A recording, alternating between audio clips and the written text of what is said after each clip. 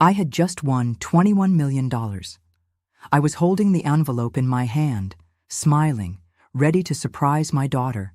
But standing outside her front door, I heard her voice say, "If we up her dosage slowly, she'll forget who she is by Christmas." My knees went weak. My heart didn't break. It crumbled. I didn't knock. I turned around, drove home, and installed cameras in every corner of my house. A few days later, I pretended to be confused, refusing to sign anything they brought. My daughter slapped me across the face. My son-in-law shoved me hard. I trembled, stunned, and just as I feared I couldn't get back up, the police stormed in. They thought I was old and soft. They were about to learn what regret really feels like. I didn't knock. I didn't ring the doorbell. I just stood there holding the envelope tight in my hand, feeling its weight press into my palm like a second heartbeat. 21 million, that's what the paper inside said. I wasn't planning on giving it all to her. Of course not. I just thought maybe a little something. Help with the mortgage, fix up their kitchen, set up a fund for Emily. That was the plan. A surprise. A good one. But surprises don't always land where you hope. Their voices came through the door clear as day. Jake first, calm, calculated. If we up her dosage slowly, by Christmas, she won't remember who she is. And then my daughter, my own flesh and blood. She won't fight back. She's soft now. This is the only way. Something inside me folded in half. Not broke. Broke implies there's still something to fix. This wasn't that. It was a tearing, clean and sharp. I didn't knock. I turned around, drove home, didn't cry, didn't shake. I just moved mechanically. That night, I had 2 things delivered. A bottle of whiskey. I had no intention of drinking, and a set of hidden cameras I fully intended to use. I installed them myself. One in the kitchen, one near the front door, one tucked right into the molding above the medicine cabinet. I tested every angle, every shadow, every sound. People say when you grow old, you become invisible. Maybe that's true, but invisibility has its uses. 3 nights later, they came. Nora brought a casserole. Jake brought a smile, the kind of smile that doesn't reach the eyes. They acted like everything was normal. Small talk, compliments. Emily wasn't with them. Of course not. She still had a soul. Jake offered to help me clean up the kitchen after dinner. He's never done that before. While I was rinsing dishes, I saw him glance at the cabinet. A pause, a hand in his pocket, a second too long. He left the new bottle of pills right where the old one used to be. I didn't touch it. That night, I swapped the capsules, left their poison in a Ziploc under the sink. The next morning I started the show. I forgot the sugar in my coffee. I called Emily by the cat's name. I stared at the TV without turning it on. They came back, this time with papers. Jake said they were just routine. Nora said they'd help take the burden off my shoulders. I smiled, nodded, told them I'd take a look. I waited until they came, back again. 4 days later, this time they didn't smile. Nora placed the papers in front of me like she was dealing cards. The top page had the words, long-term care authorization. The second one was a property transfer. I blinked at the lines, pretended not to understand. I asked where Emily was. I asked what day it was. Jake's hand slammed on the table. Nora hissed something I couldn't even process. Then suddenly, her hand was across my cheek, sharp, hot. Before I could catch my breath, Jake grabbed my shoulder and shoved. My back hit the chair hard. I felt the pain shoot up my spine. My hands trembled. I looked up, and just like that, the front door burst open. Officer Grant, Laura. She used to take piano lessons from me when she was 12. Now she had a badge, a gun, and a face that said she'd seen enough. She didn't hesitate. Step away from her. Nora went pale. Jake raised his hands, and I just sat there calm, watching. For those of you still listening, Still following this story, let me tell you something. Sometimes silence isn't weakness. Sometimes it's preparation. And I had been preparing for this moment since the day I didn't knock. They thought it was over. But that was only the first step. After the police left, after Nora and Jake were gone and the front door was finally closed again, I didn't collapse. I didn't cry. I walked into the kitchen and poured myself a glass of water. My cheek still burned. My shoulder ached where I'd hit the chair. But I stood tall because now the game had shifted. I didn't just want to defend myself.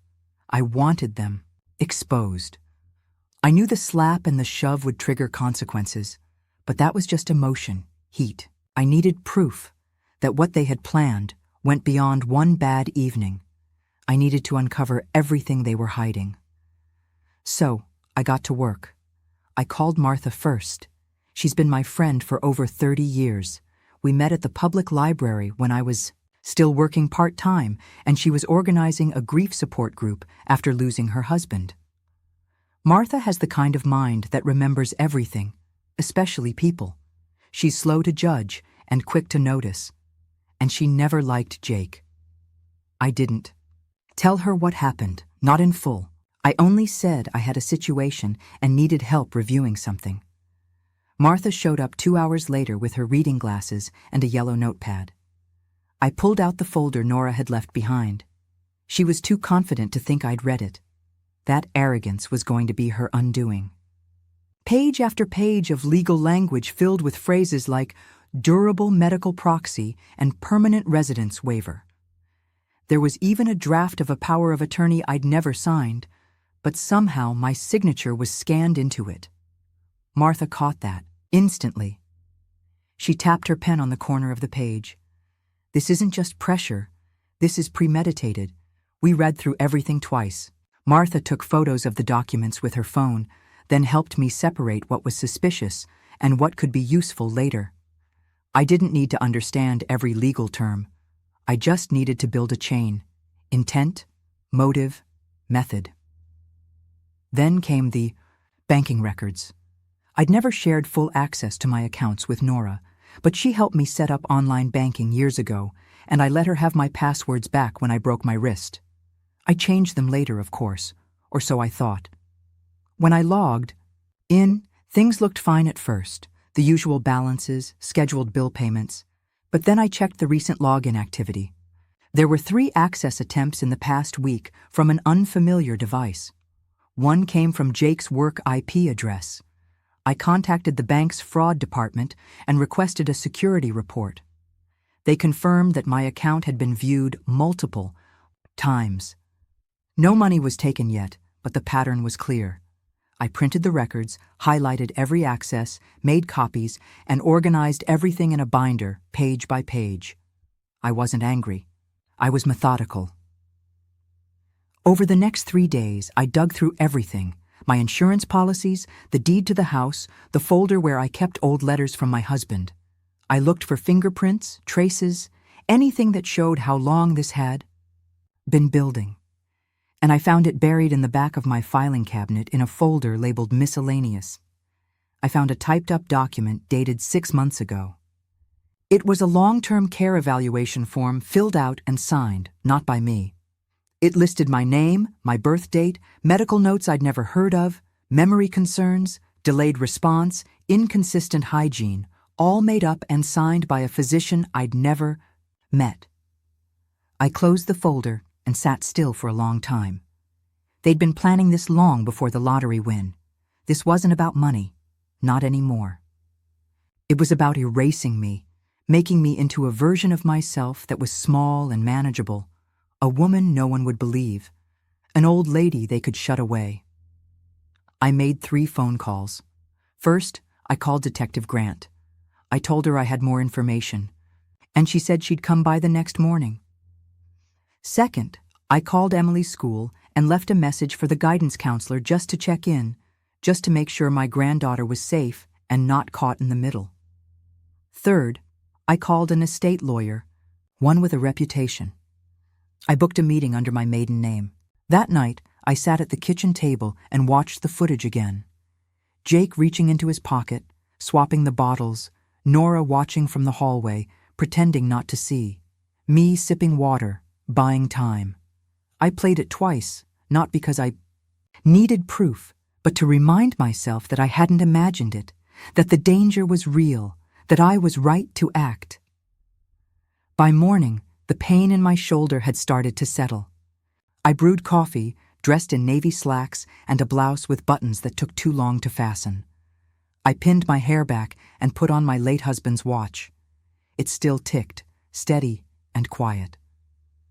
I sat by the window and waited for the next knock on the door, because this time I would be ready. Detective Grant arrived just after 9. She wore plain slacks and a gray blouse, no badge in sight, and carried a thin black folder under one arm. Her eyes scanned my front porch like it might have changed since her last visit. She didn't smile. She didn't need to. I led her straight to the kitchen where I'd laid out the new evidence in quiet order. The forged care documents, the login records from my bank account, the video files backed up on a flash drive labeled by date and timestamp. She sat across from me at the table and opened her folder, but didn't take out a single sheet of paper. She just listened. When I finished walking her through the sequence, she finally spoke. Her voice was low and steady. This isn't just about family. This is fraud, identity tampering, possibly conspiracy to defraud a senior citizen. She didn't need to elaborate. Her face told me she had seen this before, maybe not with this much precision or with this many moving parts, but the core of it was familiar. She asked to keep copies. I gave her the binder, the flash drive, the printed logs. She promised me she'd loop in a financial crimes officer and start a formal review. She didn't give me a timeline. I didn't ask for one. After she left, I sat in the silence of the kitchen. The air still carried a trace of her scent, clean wool and paper. I could hear the hum of the refrigerator, the faint tapping of tree branches against the living room window.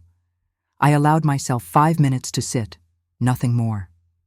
Then I stood and walked back to my bedroom closet. The safe was behind the coats. Inside were 2 things I had not touched in a long time: the original deed to the house in my name only and a sealed envelope from the State Lottery Commission dated 4 weeks ago. I held both items for a moment before slipping them into my purse. I drove to my lawyer's office, a red brick building near the edge of downtown, tucked between a dentist and a florist. The parking lot was empty except for one silver sedan. I sat in the car for a moment, steadying my breath before walking inside. His name was David Kessler. He'd handled my husband's will years ago and remembered me by my voice when I called. He greeted me in the waiting room with a nod and motioned toward his office. No receptionist, no small talk. I liked that. Once the door was shut, I took out the deed and the lottery envelope and placed them in front of him. He opened the latter first, scanned the paper inside, and raised an eyebrow. I watched his eyes move across the numbers. Then I watched the silence settle in as he absorbed what I told him next. Not just the lottery, not just the betrayal, the forged papers, the login attempts, the physical aggression. He said nothing for a long time. Then he leaned back in his chair and exhaled. This changes everything. I didn't ask for details. I simply told him what I wanted. A new will, a full asset protection review, an immediate revision of my medical proxy, and removal of Nora's name from everything she ever touched. I wanted layers, walls, traps. If they tried again, even indirectly, they would trip every wire I built. David didn't flinch. He started drafting the paperwork the same afternoon. That evening, I cooked myself a full dinner for the first time in weeks. Grilled salmon, roasted asparagus, a glass of white wine I'd been saving since Christmas. I ate slowly, watching the streetlight flicker across the driveway, thinking about how carefully Nora had planned it all. They didn't want to hurt me for sport. They wanted the structure, the control. They didn't want the money to spend. They wanted it to secure a life where I didn't exist. And that, more than the violence, was what I couldn't forgive. I called Martha just before tension. I told her I needed her to witness a signing in 2 days.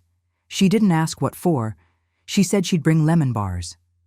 The next day, I drove out to the edge of town. There's a retirement community there. Not the kind with linoleum floors and peeling paint, but the new kind, the luxury kind. Quiet buildings wrapped around courtyards, the smell of lavender and lemon balm in the air, a small cafe with a fireplace in the corner.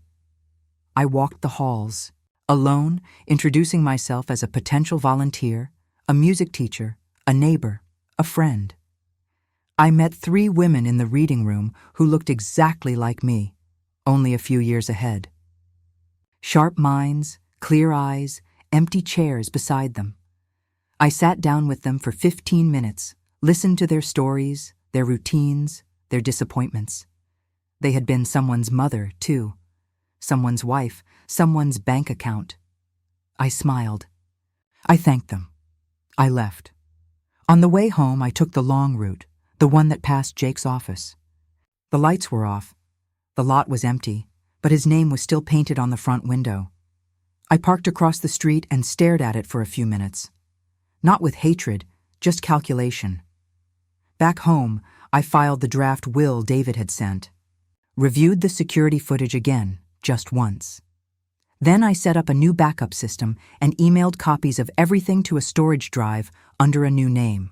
I was no longer planning defense. This was offense. By the end of that week, the foundation was laid. New legal structures, a firewall between me and every one of their schemes. But I wasn't done. I wrote a letter, a short one, printed it, sealed it, and addressed it to an attorney I hadn't seen in 15 years, a woman named Judith, who specialized in elder abuse litigation, not because I needed her now, but because I might. Then I went outside and watered the plants. The wind was cool, and the sky was dark with a low hum of summer thunder in the distance. Everything smelled like soil and fresh-cut grass inside. The cameras kept rolling. The footage kept building. My strength kept growing because they had touched the wrong woman, and I had only just begun. By the end of that week, the outer layer of my defense was sealed. The legal protections were in place. The camera system had recorded enough to speak for itself if I ever lost my voice. But defense wasn't enough anymore. I didn't want to wait for them to strike again. I was done being the hunted. I had the evidence. Now I needed to turn the weight of it against them. The first step wasn't loud. It was a name on an envelope. I mailed 3 certified packages to 3 separate people. One to the state's Adult Protective Services Office, one to the Ethics Committee at Jake's engineering firm, and one to the managing partner of the law firm where Nora used to clerk, a place that prided itself on legacy and reputation. Each envelope contained the same thing: a thumb drive with clips from the video footage, scans of the forged documents, and a short, calm letter with dates, times, and facts. No accusations, no threats, just the truth delivered cold. I didn't wait for a reply. I didn't need one. The point wasn't conversation. The point was consequence. Next, I booked a quiet lunch at the country club, where Nora had been desperately trying to claw her way into the social circle. I reserved a table under my maiden name and arrived early, wearing the brooch my husband had given me the day we paid off the house. I didn't invite anyone, but I made sure the lunch coordinator, the same woman who handled their gala committees, saw me come in and sit down alone. I ordered the trout, tipped in cash, and said I was reviewing catering options for a community fundraiser. Then I left my business card behind, one I'd had printed the day before. It listed only my name and the phrase, Community Advocate Bloom Foundation. No phone number, just a website. The website only had one page, a quiet mission statement, and a video link titled, When Family Fails You. The video was less than 4 minutes long. I never showed my face. It used subtitles over black and white security footage with soft piano music in the background. No narration, just visuals. A woman being handed a document, a man swapping bottles, In a kitchen, a slap, a fall, a slow fade to the words, "Protect yourself before they rewrite your life." It wasn't just about me anymore. I knew that now. I met with Detective Grant again 2 days later. She had received confirmation from the district office. The investigation had been upgraded. Not just elder abuse. Now it included forgery, misuse of protected medical information, and conspiracy to defraud. She asked me if I was willing to testify. I told her yes without blinking. That night, I slept with the window open. The air smelled like pine needles and distant rain. I woke once, briefly, and heard the wind chimes clinking on the porch. I listened, then I fell back asleep. 2 mornings later, Jake lost his job. I didn't find out from him. I found out from Martha, who got a text from her nephew, who worked in the building next door to Jake's office. Apparently there had been a meeting, a private one. Then he left the building without his security badge. It had only taken one look at the footage, the slap, the switch, the falsified document. The firm didn't want the liability, not with state investigators watching. I didn't gloat. I didn't smile. I watered my garden that morning like I always did. I trimmed the lavender bush and swept the walkway, but I did allow myself one small nod when I passed the mailbox. Nora held out longer. She had more insulation. She had always been better at pretending, but the cracks started showing fast. Her name disappeared from the social calendar at the club. Her volunteer slot at the Historic Preservation Board was quietly reassigned, and when I walked past the boutique she used to visit, the manager didn't meet my eyes. I received a message through my lawyer the next day from hers. She requested a private meeting, not about custody, not about inheritance, but about closure. I told David to decline politely. There would be no private meetings, no quiet arrangements. If she wanted to speak, she could do so under oath. The hardest part of those weeks wasn't the damage. It wasn't watching the reputation they'd built collapse under their own weight. It was knowing how easily I could have missed it, how close. I'd come to being erased by the very people I had given my life to. It made me see everything differently. I cleaned out my attic that weekend, found old photo albums I hadn't touched in years, found letters from my late husband, birthday cards. From when Emily was just a toddler, I boxed them carefully and moved them into the study, into the cabinet where I now kept my legal files and backup drives. The past and the future, side by side. On Sunday, I made a small donation in Nora's name to the local women's shelter. Anonymous. Just to check. No message, not out of forgiveness, not out of guilt. But because sometimes, even when people try to destroy you, you don't have to let them change who you are. I was Harriet Bloom, and I still was, and the storm I had unleashed was only just beginning. It didn't take long for the blowback to begin. When people start to fall, they rarely go quietly, and Nora was not one to go down without a struggle. 3 days after Jake lost his job, I noticed a car parked across the street from my house. Same make and model, different plates every day. No one ever got out. They never rang the bell, but the engine stayed running for hours, always facing the front window. Always around the same time, Nora used to drop off baked goods like she was some saintly daughter. I didn't panic. I added one more angle to the security system and went about my day. But I knew it was her or someone hired by her watching, waiting, looking for weakness. That same week, a letter arrived in the mail. Not from her directly, of course, but from a different law firm, one I didn't recognize. The tone was sharp and aggressive.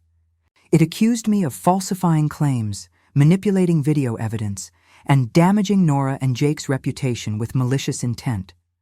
They threatened defamation suits, a formal countersuit for slander, and financial restitution. I handed the letter to David Kessler and made a pot of Earl Grey. He read it while I clipped basil from the garden. He looked up once, nodded, and said he'd handle it. He asked if I had updated backups of all the original files. I told him yes. 3 copies, one on a drive in my fireproof lockbox, one with Martha, and one in a safety deposit box at the credit union. That night, I sat at the kitchen table and reread the original forged documents. Nora hadn't just tried to trick me. She had used legal formatting, my old signature from tax returns, and even a mock notary stamp she must have lifted from some online template. She knew exactly what she was doing, and now that the law had seen the evidence, she was scrambling, throwing darts at the wall to see if anything would stick. The next day, I received a phone call from a woman named Lillian Torres. She introduced herself as an investigator from the State Board for Medical Licensing. She had received a copy of the footage and was pursuing a formal disciplinary review against the physician who had signed the initial elder care assessment that Nora used as justification to seize medical power of attorney. Apparently, he had signed off without ever meeting me in person. He never even called me. He just took Nora's word and rubber-stamped it. I thanked her, and after the call ended, I sat still for a long time. The doctor, a man I'd never seen, had come that close to declaring me legally incompetent. Had things gone just a little differently, I could have been locked away in a facility by now, forgotten, drifting. He was a stranger, but his carelessness nearly stole everything from me, and Nora knew. She counted on it. I wrote his name down and filed it with the rest, not because I wanted revenge, but because I wanted a record, a full, clear map of how close I came to being erased. Later that week, Nora tried something bolder. I came home, from the pharmacy, to find my gate open. Nothing looked touched at first, but when I entered the kitchen, I noticed my spice drawer slightly ajar. One of the labels was peeled. The white sticker on the jar of chamomile tea had a tiny fingerprint in ink, just visible when I held it against the light. I didn't drink the tea. I called Detective Grant instead. She arrived that evening with a quiet team. No lights, no sirens. They took samples, photographed the scene, and asked if I'd eaten or drunk anything I hadn't prepared myself. I said no. She nodded and placed a small recorder on the counter. She told me to speak freely just in case. I didn't feel afraid. I felt steel growing in my chest. 2 days later, she confirmed it. A sedative had been laced into the chamomile, same compound they tried to switch my medication with, same dosage, same manufacturer. They hadn't given up. They had escalated. It was desperation. But desperation makes people careless. On Saturday morning, I received a call from a woman named Deborah Laney. She was the mother of one of Nora's former co-workers. Her voice trembled. She said she had seen the video. Her daughter forwarded it to her after it made its way through a private Facebook group for local caregivers.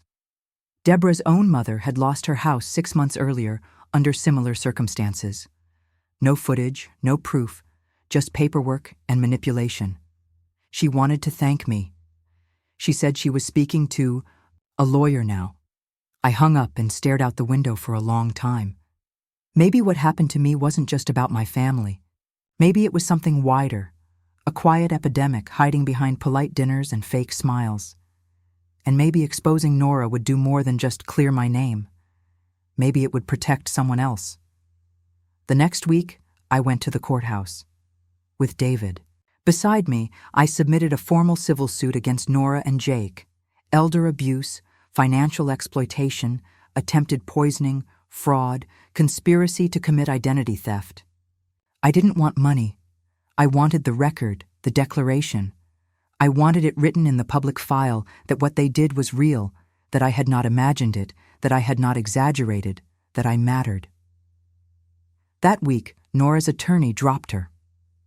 Jake's former employer released a public statement distancing themselves from any former employee involved in investigations of elder abuse. And a week later, the district attorney's office requested a meeting. They had questions. I had answers. It was a Monday morning when the official letter arrived, a summons. The state had decided to proceed with charges, not just a civil case anymore.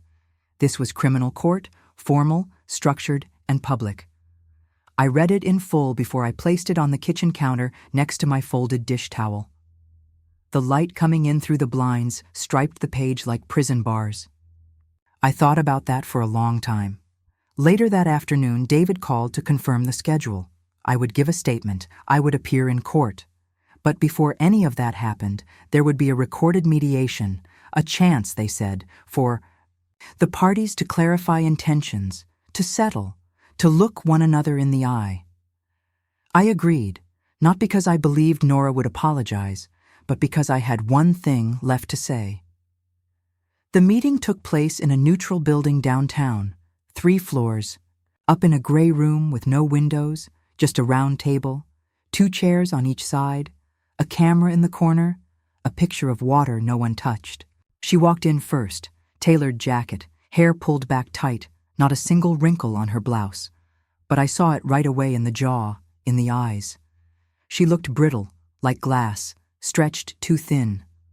One tap from the inside and she might shatter. Jake wasn't there. Her lawyer followed behind, tall and silent. Mine was already seated. I didn't stand. When she sat down across from me, our eyes met. She blinked first. The mediator introduced himself and laid out the rules. I barely heard him. My focus was on her hands, perfect nails, one tapping a slow, nervous rhythm against the armrest.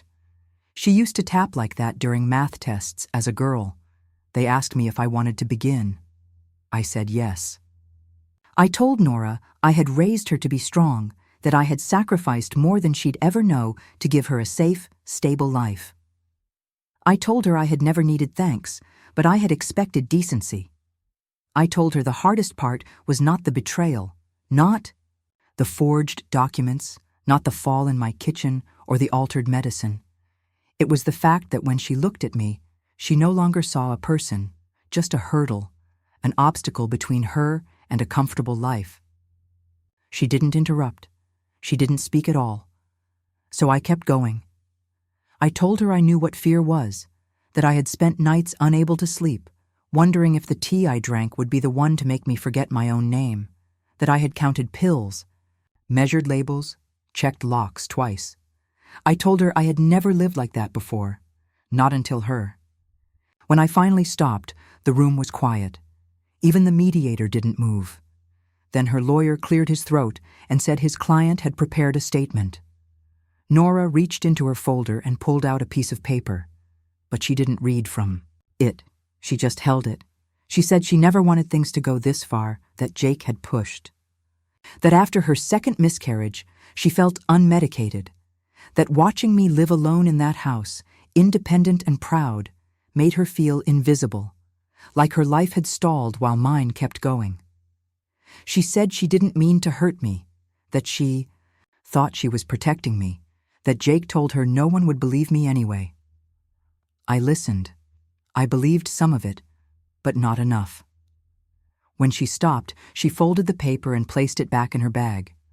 She looked down, not at the table, not at me, just down. I leaned forward and told her something I hadn't planned to say, that there had been a time not long ago when I had almost left everything to her. Not because she earned it, but because I thought love required sacrifice, that maybe giving her everything would heal whatever wound lived inside her. But then she tried to erase me, and I would not give anything to someone who believed I was disposable. The mediator asked if we were willing to resolve the matter outside of court. David said no. Nora's lawyer didn't argue. When it was over, she stood slowly. I stayed seated. She walked to the door, hesitated, then turned to look back at me. She said my name just once. Harriet and I said hers the way I used to, Nora Jean. Then she left. I sat in that room for another 10 minutes, listening to the air vent hum. Outside, the light had shifted, clouds moving in. I walked to my car alone and drove to the cemetery where my husband was buried. I didn't speak to the headstone. I just sat on the bench beside it and let the wind blow across my face.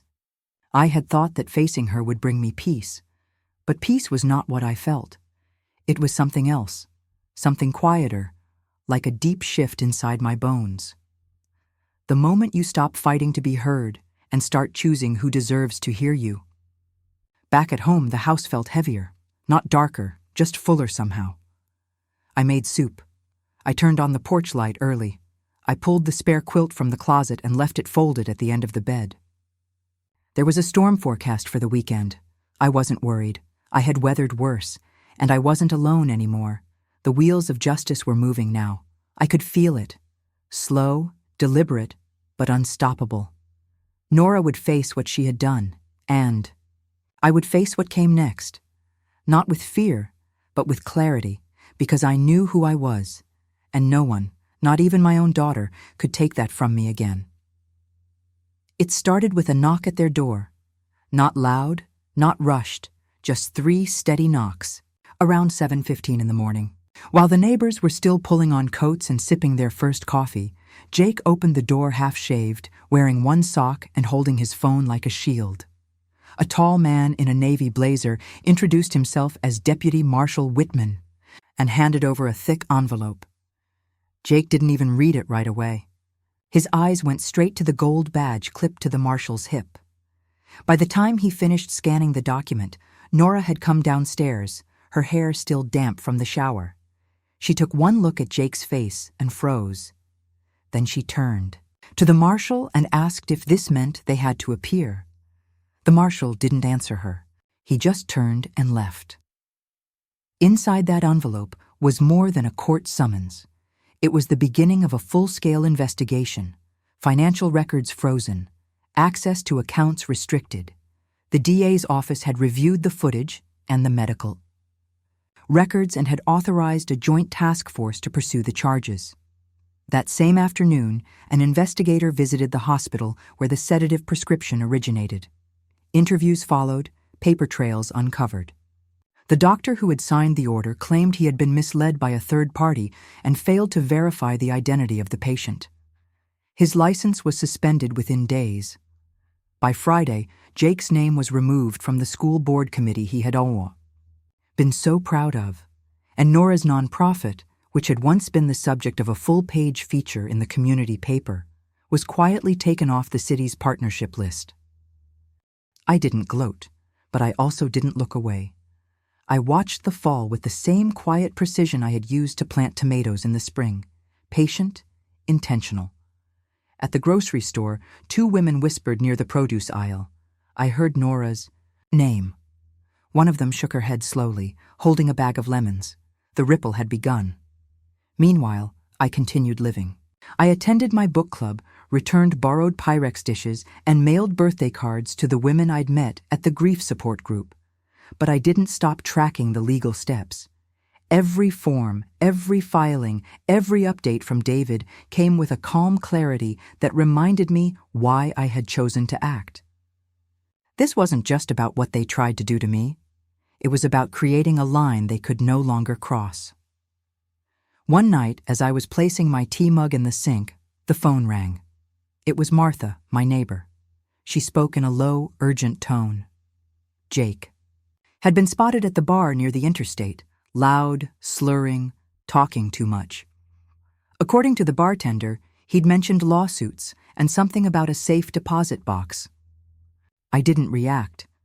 I simply went to my bedroom, opened my second drawer, and removed the document I had kept tucked beneath the quilted stationery. An old insurance file that had nothing to do with them but shared the same bank branch listed on one of Nora's forged documents. A day later, I authorized David to request the bank's internal security footage, citing fraud. They complied. What we uncovered was staggering. Nora had visited the branch 3 weeks before my supposed signature had shown up on the care transfer papers. She hadn't come alone. She brought a man who looked enough like me from behind to pass on a grainy camera feed. They had approached a notary together. The notary, young and clearly distracted, had stamped a document without properly checking ID. It was all there, dated, logged, another brick in the wall. When David presented the footage to the assistant district attorney, her eyes narrowed. The case shifted. What began as a family betrayal now expanded into felony territory. Theft, forgery, medical fraud, attempted elder abuse, and then the unexpected happened. Jake flipped. Faced with mounting charges and the threat of jail time, he turned on Nora, signed a deposition, and gave a full account of her role. How she had orchestrated the pill swap, how she had instructed him to download fake legal templates, how she had coached him on which words to use when talking to the doctor. His confession came with details only someone inside the plan could know. He even provided screenshots of old texts between them. The DA's office didn't need more, but they took it. I sat with David the morning we received the news. Nora would be indicted, a formal arrest. It was a heavy thing hearing it out loud, and yet it did not feel like victory. It felt like an exhale. I remembered the way she used to braid her doll's hair at the foot of my bed when she couldn't sleep, how she once cried when I missed her piano recital because I had to work a double shift at the diner. Somewhere along the way, something had hardened in her, and now the world was about to show her what it meant to be held accountable. The next day, Martha brought over lemon bars. She didn't say anything, just placed the tin on the counter and gave my hand a squeeze. I sat with that tin for a long time before opening it. I wasn't celebrating, but I also wasn't grieving. The truth had come into the light, and once truth begins to shine, it's hard to put it back into the dark. 2 days after Jake's confession reached the DA's desk, Nora filed an emergency motion through her attorney. It was slick, buried in procedural language aimed at freezing all evidence tied to her nonprofit's accounts. She claimed everything was a misunderstanding, that she was the victim of a malicious smear campaign orchestrated by a bitter parent and an unstable husband. The court rejected it, but the media did not. The local paper ran a headline too big for its column. Respected youth advocate faces allegations of fraud and elder abuse. Her face was plastered beneath it, captured during some fundraising event, smiling in front of a line of school children. The comments came fast. Some defended her, citing years of service. Others called for her arrest, but the worst came from former staff. Anonymous quotes, quiet accusations.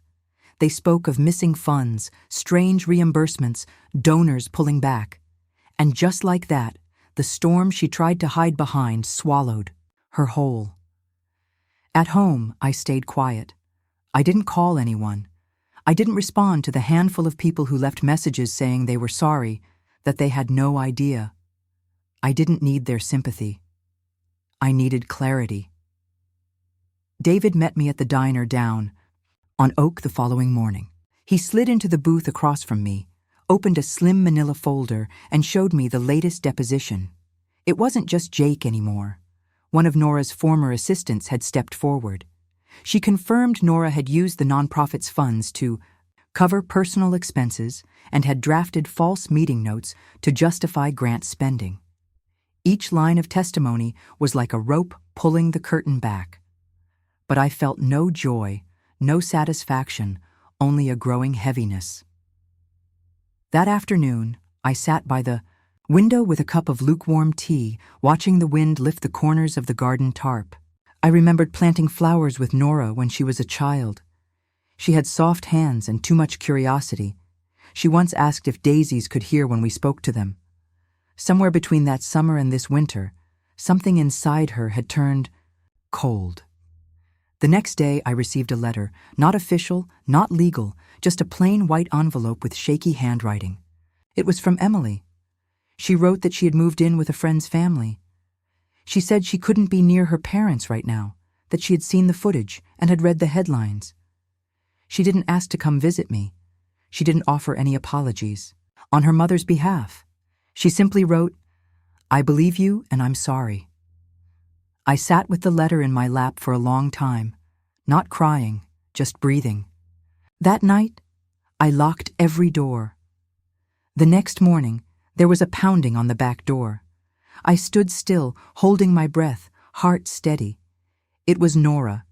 She looked thinner, eyes wild, hair pulled into a loose knot like she hadn't slept. I didn't open the door. She shouted my name twice. She said she just needed to talk, that it had all gone too far. I turned away from the window and walked to the living room.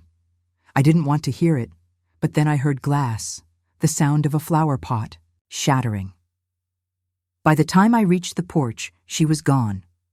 And there, beside the broken clay, was a photograph. It was the one from our trip to Savannah, the last trip we ever took as mother and daughter. I picked it up. The corner was torn. Her smile in the picture looked forced. 2 nights later, a letter came from her attorney, a thinly veiled threat, demanding the withdrawal of all charges, claiming emotional coercion. David advised me not to respond. The DA's office sent a formal rejection, but I knew what this was. It wasn't a legal play. It was personal. She wanted me to feel something. Regret, guilt, doubt. Instead, I felt steel. I had spent too many years wondering what I did wrong. I would not spend another second apologizing for surviving what she tried to do. The next Sunday, I sat at church, not for the sermon, just for the stillness. Martha joined me, sat beside me in silence. After the service, she handed me a small wrapped package. Inside was a photo frame. She had taken a screenshot of me from the news clip, the moment where I walked out of the courthouse, head high, spine straight. She said, "You should see yourself the way we all saw you that day." I thanked her. That night, I placed the frame beside my dresser mirror, not as a trophy, not as a warning, but as a reminder that sometimes survival is quiet. Sometimes it doesn't shout or break. Sometimes it just stands. And I had stood through all of it. The envelope came on a Thursday morning, hand-delivered by David with his tired smile and steady hands. He didn't sit, just stood there, watching me open it at the kitchen table. I unfolded the letter, read the 2 short lines printed in elegant font. It was an invitation. Nora and Jake were hosting a family appreciation dinner at their country club. No signatures, no handwritten note, no apology, just the bold presumption that I would show up. David waited for my reaction, his arms crossed lightly like he already knew what I was going to say.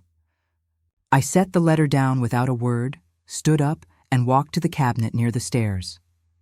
I pulled out the navy blue folder I had kept sealed since the morning after the police raid. Inside were copies of the security footage, transcripts of Nora's conversations, testimonies, a full record of the forged prescriptions, the slush funds, and even the signed waiver where Jake admitted to the sedative swap. I handed the folder to David. "It's time," I said. He nodded once and left. No discussion, no explanation needed. Saturday night arrived. The club's parking lot was glowing under golden light. Expensive cars lined the front. A valet took mine. Without blinking when I pulled up in my dusty station wagon. Inside, the space buzzed with polite laughter, wine glasses clinking, and shallow conversations. I hadn't been to an event like this in years, but I wasn't here for nostalgia. A woman with a clipboard ushered me to my seat. I was alone at a table, near the stage. Everyone else sat in clusters of 4 or 5, some whispering as they noticed my presence. I didn't return any greetings. Then Nora walked out, her hair curled tight, lips painted with something too red for her usual taste. She took the mic with the ease of someone used to applause. She spoke of legacy, of family, of giving back. Jake stood beside her, nodding like a bobblehead. And just as she reached the line about honoring the women who raised us, the ballroom, doors opened. 2 plainclothes officers stepped inside. They didn't shout. They didn't rush. They moved with the calm certainty of people who knew exactly what they were walking into. One of them approached Jake. The other walked straight to Nora.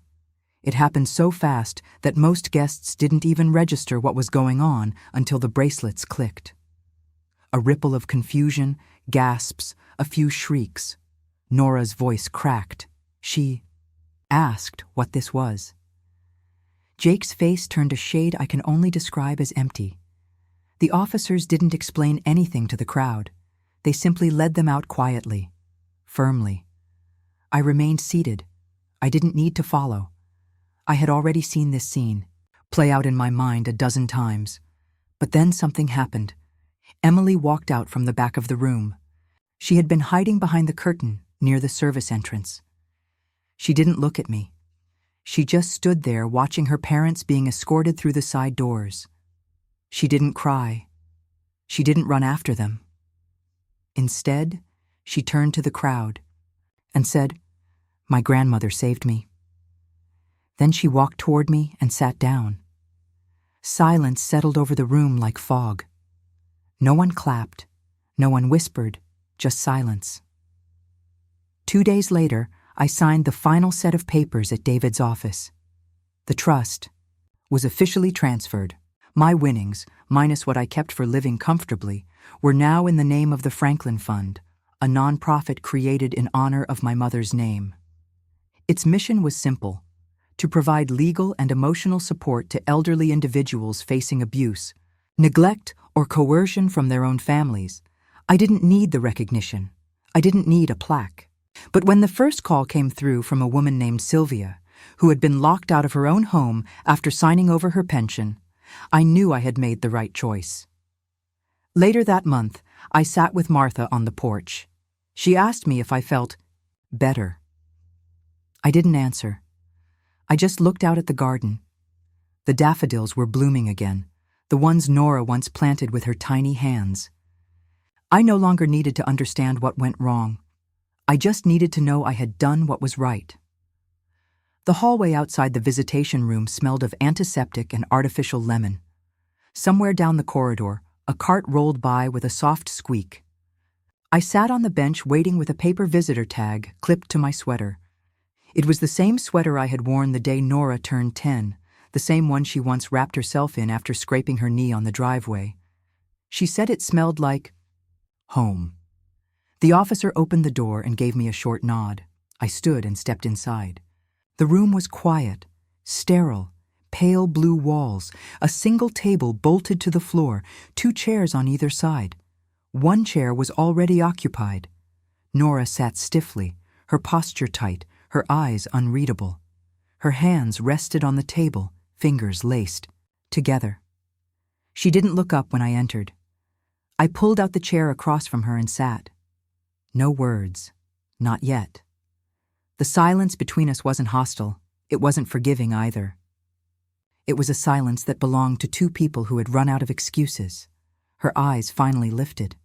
Not angry, not broken, just tired. "I didn't think you'd come," she said. I nodded slowly. I did. She waited. Maybe for an accusation, maybe for comfort. I gave her neither. "You planned the dinner weeks before you sent the invitation," I said evenly. "You wanted me to be surrounded, outnumbered, pressured." She blinked but didn't deny it. "You expected me to fold, to sign over the trust, to disappear quietly." Nora's lips pressed into a thin line. Her voice, when it came, was quiet. It wasn't about the money. I let that sit for a moment. Then I leaned forward. Then what was it about? She glanced at the wall, then back to me. "You always made me feel like I had to be perfect, like everything I did was a performance. You praised me for grades, for achievements, for being strong, but never for being me." I exhaled, not because it hurt, but because it was something I had waited years to hear. "You, quote, rewrite," I said. "I was hard on you. I wanted you to be capable, independent, safe in a world that wouldn't hand you anything. I didn't know how to love gently. Her shoulders dropped slightly, so I turned hard, too. I married someone like Jake because he knew how to play strong. But we were just 2 people trying to stay ahead of the fear. "I know," I said, and I let that go on too long.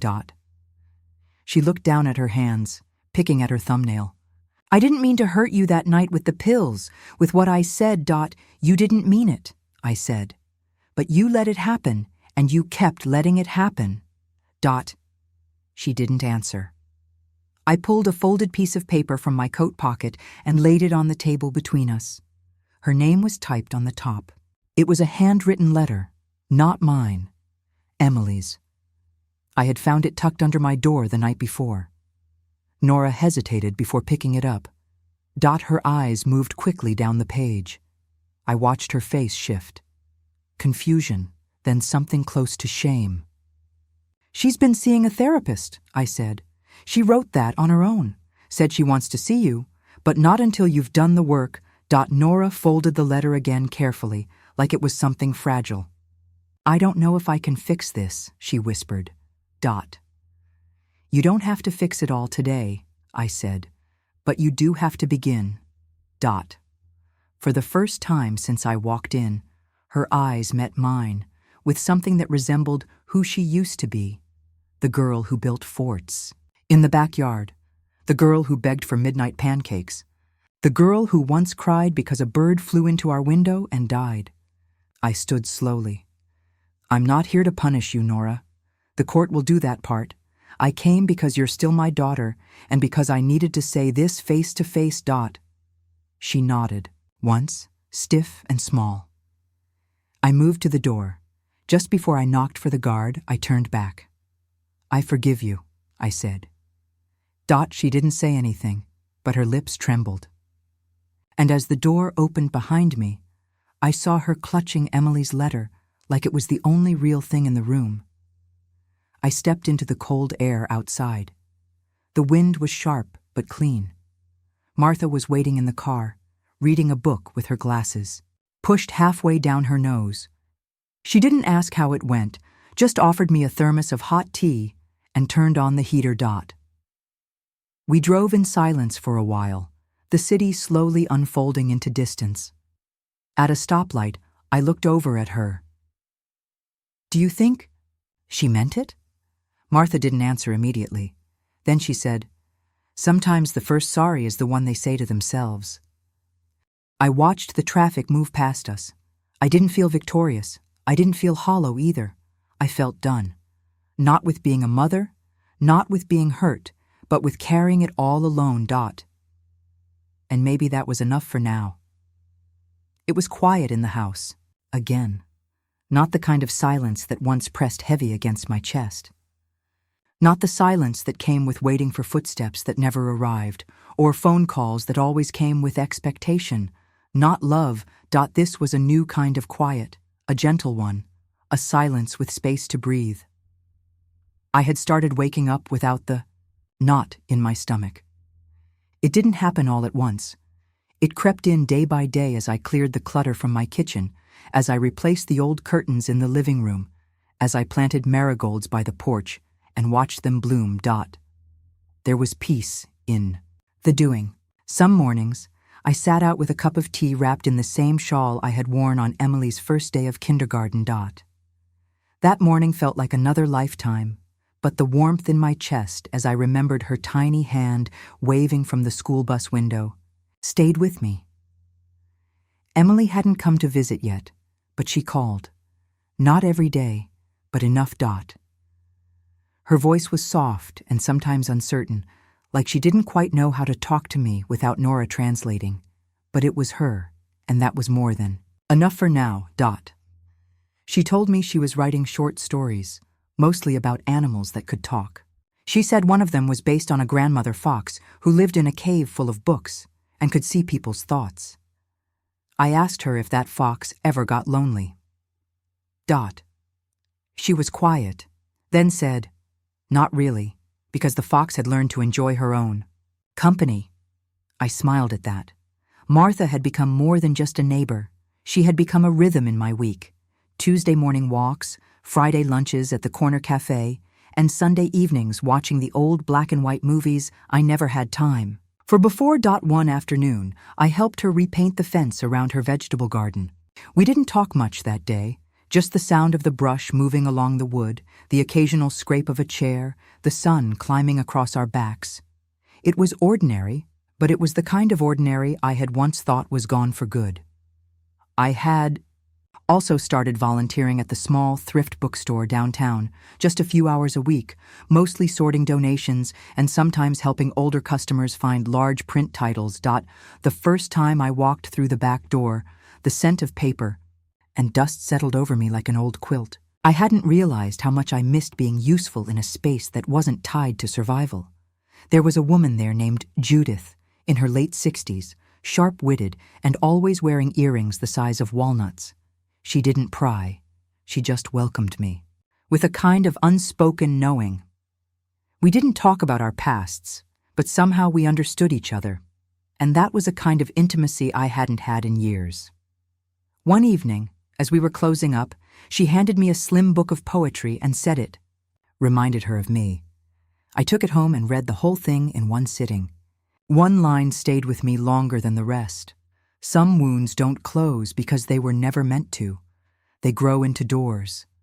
That night I didn't cry, but I sat up in bed, hand on my chest, breathing slow. I wasn't mourning anymore. I was remembering. And that was a different kind of ache, one I could live with. I didn't miss Nora the way I thought I would. I missed the idea of her, the version of her that existed when she was 7 and tried to make pancakes for my birthday, burning every single one. I missed the sound of her laugh when she read silly books out loud. But the woman she had become had no place in my life now, at least not yet, maybe not ever. And that was okay, because for the first time in a very long time, I wasn't waiting. I wasn't planning escape routes in my own home. I wasn't second-guessing the names of pills or locking away papers in hidden drawers. I was just living fully, quietly, steadily. There was still work to be done on myself, on what I wanted the rest of my years to look like. But I was no longer running from the question. I was walking straight into it. And the path, while unfamiliar, didn't scare me anymore. Stood by the lake that morning, letting the sun kiss the back of my neck. The same lake I used to bring Emily to when she was little, back when her giggles could echo off the water. And I believed family was something solid, unshakable. Now, the lake felt like mine again. The breeze carried the scent of pine and something faintly sweet, maybe the lilacs that had bloomed early this year. It reminded me that life always kept growing, even after winter had its way. 2 weeks had passed since the final court date. Nora had pleaded guilty to elder abuse, fraud, and attempted coercion.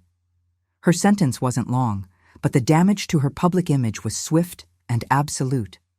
Her company dropped her. Her name had been quietly removed from 2 nonprofit boards. There was no speech from her, no apology, only silence. Gregory took a different route. His family had hired a lawyer who begged for leniency, citing stress, poor judgment, and temporary mental strain. It didn't help. He faced charges too, though less severe, but his medical license was suspended, his future uncertain, and that was enough for me. I never wanted to destroy them. I just wanted them to stop destroying me. The estate was officially transferred back to my name. The house, the land, every document Nora had tried to reroute behind my back. All of it was mine. Again, legally and visibly, but I didn't celebrate with champagne or parties. I took a walk around the property, touched the old maple tree by the gate, and let out a long breath I hadn't realized I was still holding.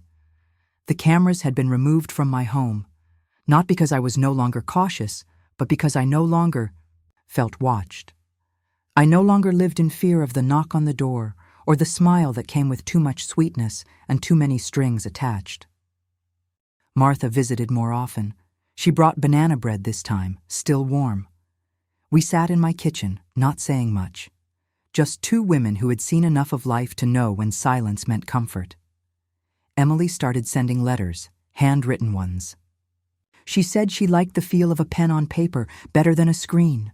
Sometimes she included little sketches, a fox in glasses, a cup of tea with steam hearts.